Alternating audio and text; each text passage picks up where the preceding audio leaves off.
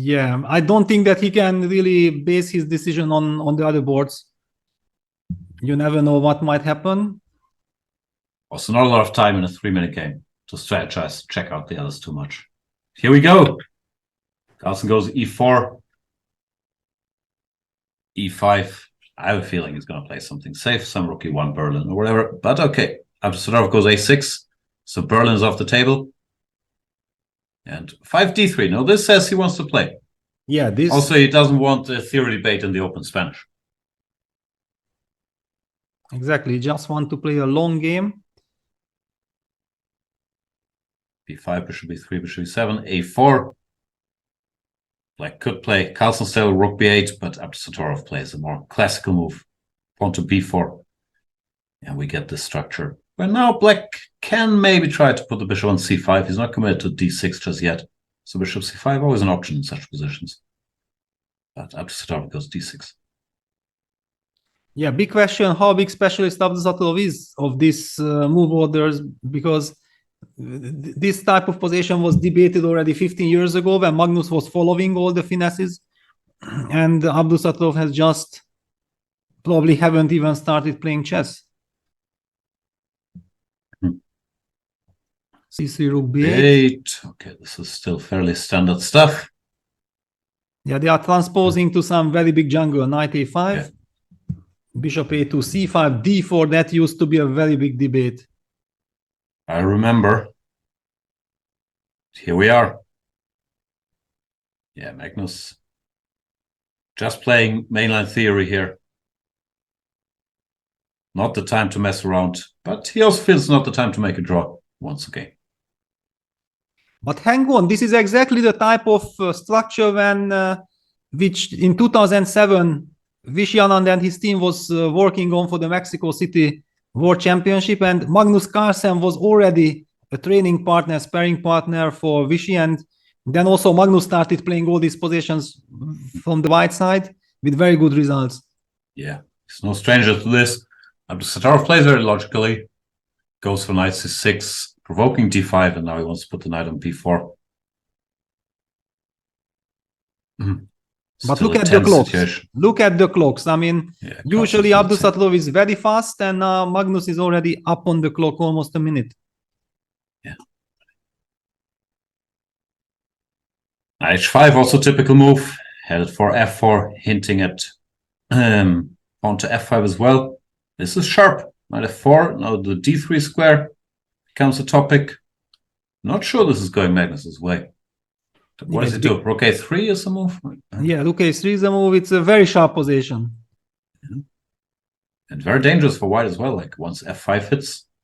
Yeah, f5 also, bishop d7, bishop b5, a strategical idea, but of course, I believe Abdusattorov is much more a f5 type of guy. Yeah. But with f5, you always have to watch out for some knight takes e5, d6 check. Carlsen thinking, catching up on the clock. Yeah, this is now a position which can very much be a result game. Absolutely. What else could you do? Knight f1. Yeah, not something Magnus was looking forward to. Yeah, he wanted to control things much better. Meanwhile, Mora has a fighting position against Hari. And Duda also sharp. Has a nice position, yeah. Looks nice. So Carlsen spending like 1.5 minutes in this very position, finally goes for knight f1. But it doesn't look like things are going his way. Even bishop g4 you could think about. And yeah, played, threatening bishop f3, followed by knight c2 if the queen takes. Yeah, suddenly it's awkward. Can we go knight e3? And then bishop h5, you control the f5 square. Yeah. Well, knight e3, and if bishop f3, queen f3, knight d3, then you just give up one of the take everything, I'm not worse. Yeah, knight e3 played, bishop h5 blitzed out. And what a turnaround. All of a sudden, Abdusattorov is almost a minute up on the clock. Yeah.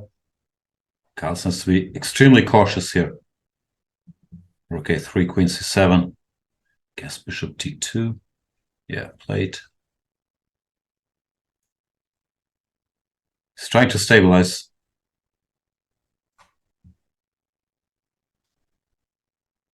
And his idea with a4, a5 was to target this knight on b4. Yeah. So black has to watch out. Some rook b3 might be a threat. Abdusattorov decides to now take on f3. What's his point? Queen takes. And then he will play knight c2. c2. Ah, Yeah. okay. But how good is that? And Magnus taking his time. Now Magnus should be safe, no? Like queen takes, knight c2, he can take on knight e3 and head towards f5. Yeah, that's lovely. If he gets that, but the queen d2 hits the, I mean, queen d4 hits the d2 bishop, g6. I mean, rook d1, g6.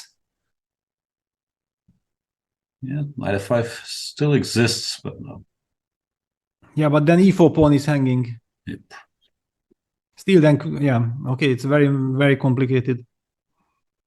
I mean, c5, knight f5, he allowed it. Now Carlsen should be better. Wow, did Abdusattorov miss that the queen from f3 protects the rook on a3? Feels like it. Bishop g5, this is clumsy. h4. Yeah, Magnus is in total control now. Yeah. Abdusattorov messed up.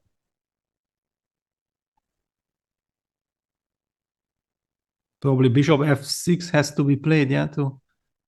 Maybe he's already thinking about g6 desperado, but it doesn't look great. Bishop f6, rook c3 looks possible.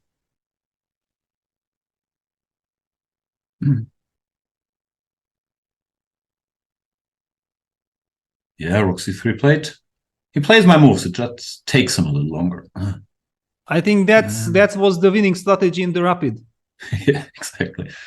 Queen a5, rook c6. Yeah, this That's is with just, g3. Yeah, now he's in control. this is just winning, and 28 seconds are more than enough for Magnus. Knight d5, last chance, e d5, e4. Desperado. Some mess, but actually bishop takes e3 will hit the g7 pawn as well.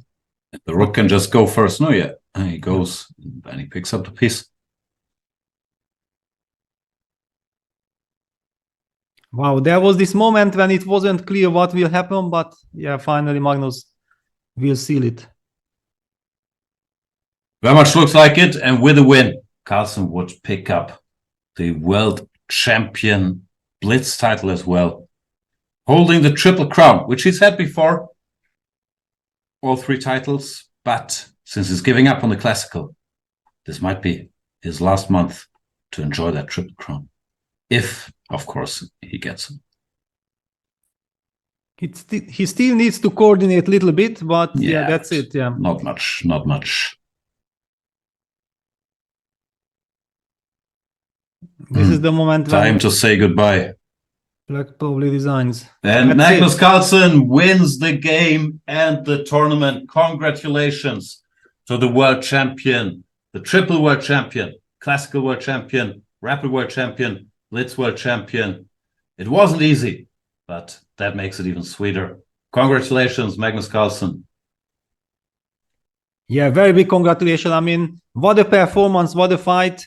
We have been seeing that Magnus was very tired yesterday in the last couple of runs.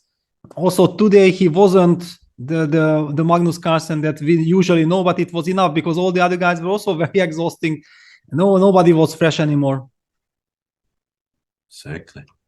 Unbelievable performance. And the big smile. I mean, Magnus just can't get enough of this victory.